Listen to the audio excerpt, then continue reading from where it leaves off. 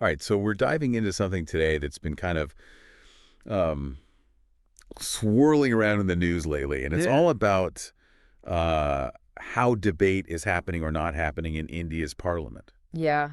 And I think we all have this picture, Mm-hmm. this ideal in our minds, right, Yeah. of parliament being this really vibrant space, where all these different voices are kind of clashing and Right. big important discussions are happening, Yeah. shaping the future of the nation.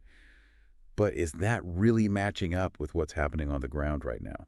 Yeah, that's the big question, isn't it? And I think recent events have really raised some serious questions about whether Yep. opposition voices are actually being heard or if there's something else going on, if they're being actively silenced.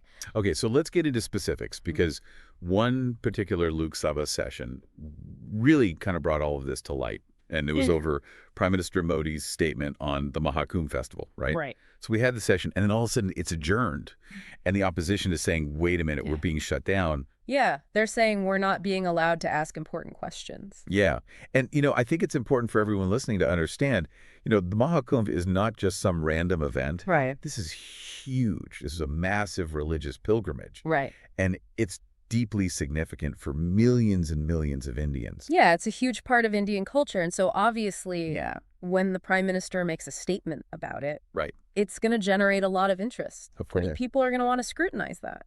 Exactly. And so you have Congress leader Gaurav Gogoi, and he's really not mincing words here, in his criticism of how this whole session played out. Yeah. And he used this really interesting analogy. Yeah. He compared it to a cricket match. Right. And he was saying, look, you can't have a real cricket match if only one side gets to bat, Yeah. And I think that really resonated with a lot of people because it's like, yeah, whether it's sports or politics, Right. to have healthy competition, Uh-huh. you need both sides to actively participate. Exactly. And I think that's such a powerful analogy because it really gets at the core principle here, which is balance. Yeah.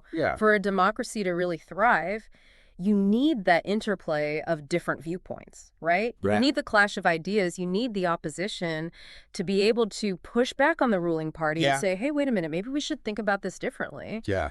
Without that, you risk creating this kind of echo chamber where only one perspective is allowed to dominate. And I think that's really dangerous. And Gogoi was saying, look, this isn't just a one-time thing. This is a pattern. Right. This is happening over and over again. Yeah, he's pointed to other instances Yeah. where they feel like the opposition is being silenced. And these are some pretty important issues. Yeah, he mentioned, like a past Kumbh stampede, talking about job creation for all the young people attending, even like broader topics like Right. Indian culture and Yeah. the significance of the Ganga River. Yeah. Like these They're are not small things. these are not small things. These are really crucial issues to be discussing. And Yeah. the fact that the opposition feels like they're being prevented from bringing these up in Parliament, Right.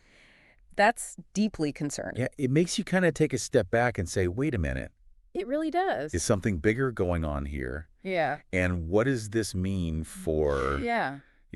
how India's democracy functions? Actually, it's not just about a single session. It's potentially about a much bigger issue. Right. Something systemic, maybe. Yeah. And that's what makes this whole deep dive so important. Right. We need to figure out what are the mechanisms at play? Yeah. How are opposition voices being marginalized? And Mhm. what could this mean for India's political landscape? So big questions. Yeah, big questions. And we're going to try to unpack all of that right here That's right. We're going to get into it. on this deep dive. So Yeah. stay tuned. Stay with us. You know what really worries me about all this is that it's not like these issues just go away if you ignore them. Yeah. In fact, I think it can make things even worse. Yeah. Like if these concerns aren't being addressed openly in Parliament, where are they going to be addressed? Right.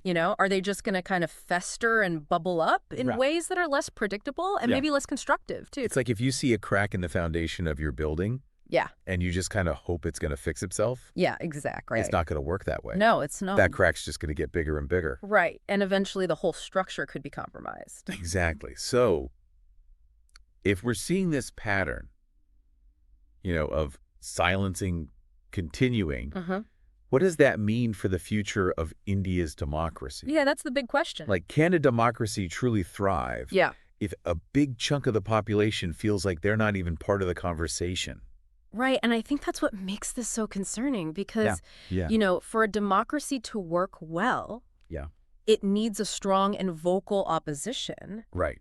They play such a crucial role in holding the government accountable, Yeah. in offering different perspectives, making sure that a variety of viewpoints are represented. It's like a car trying to drive with only one headlight. Exactly. You might be able to get around, Yeah. but it's not going to be safe. Right. You're much more likely to have an accident. Yeah, and I think the long-term consequences of pushing the opposition to the side, they can be really far-reaching, It can damage public trust in the government.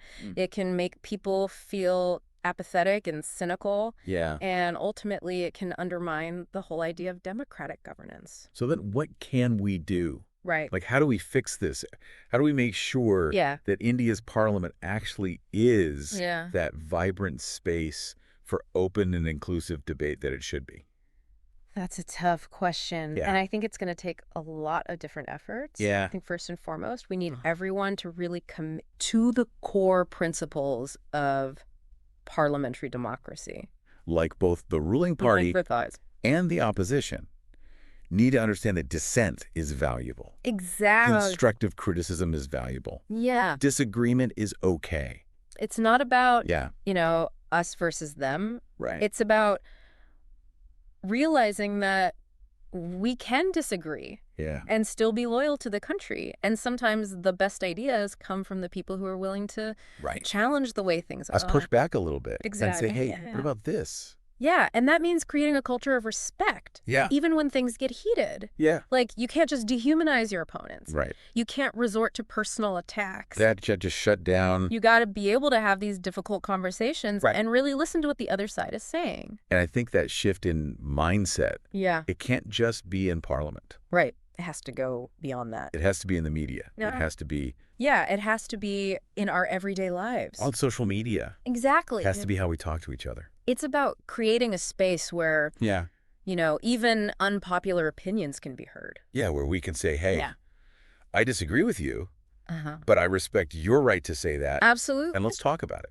And that brings us to another really important point, I think. Okay. Which is we need to empower citizens to get more involved. Right, because when you see this kind of dysfunction happening at the top, it's easy to feel like, well, what can I do? Right, it's easy to feel powerless. Yeah. But ultimately, the power does lie with the people. It does. And for a democracy to really thrive, you need citizens who are informed and engaged. And who are holding their elected officials accountable. Exactly. So what can we do? Right. Well, first of all, we have to stay informed. Right. You can't hold anyone accountable if you don't know what they're doing. Exactly. So, read beyond the headlines. Yeah. Look at different news sources. You don't just get your information from one place. Yeah, talk to people. Yeah. Have those conversations. Who think differently than you do. Exactly. And don't just be a passive consumer of information. Right. Be an active participant. Ask questions. Ask questions. Yeah. Challenge assumptions. Yeah. Don't be afraid to speak your mind. Don't be afraid to disagree. Even if it's different than what other people are saying.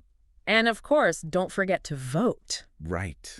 That's so important. It sounds simple, but it's amazing how many people just don't bother.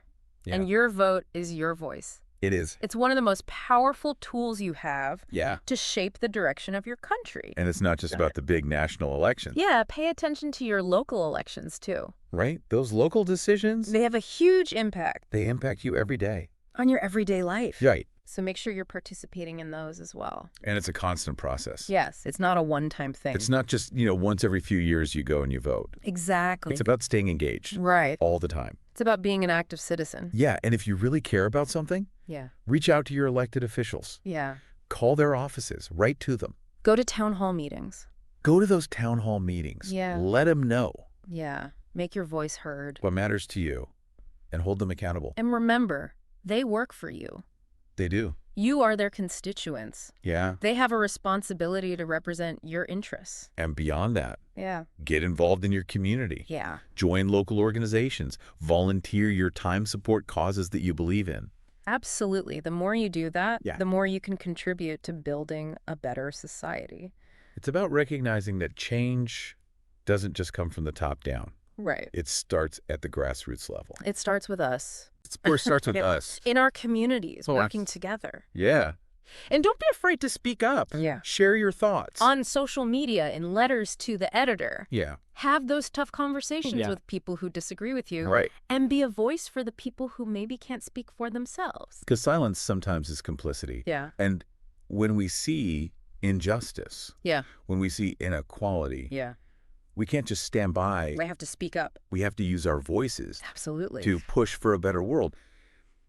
I think what we're really getting at here is that democracy, you can't just sit back and watch it happen. It requires everyone to actually participate. Yeah. You got to be informed. You got to be engaged. And you have to be willing to speak out even when it feels a little uncomfortable. Yeah, it's about recognizing that these democracies that we live in, they're not static. Right. They're constantly changing. Yeah. And the decisions that we make today are going to shape the world of tomorrow. And the future of India's democracy, like any democracy, really. Yeah. It rests on the shoulders of its citizens. Yeah, we can't just sit back and say, oh, well, someone else is going to take care of this, or, it'll all just work itself out. Yeah, we can't just be passive. We all have to be part of the solution. We have to be active participants. Yeah, and it's not about having all the answers. Yeah. It's not about being, some kind of political expert. Yeah. It's about showing up and listening and learning and being willing to work together.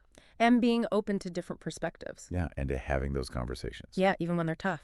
Even when they're tough. Right. And so, as we wrap up this deep dive, Right. I want to leave you with this thought. Okay. What kind of democracy do you want to live in? Yeah.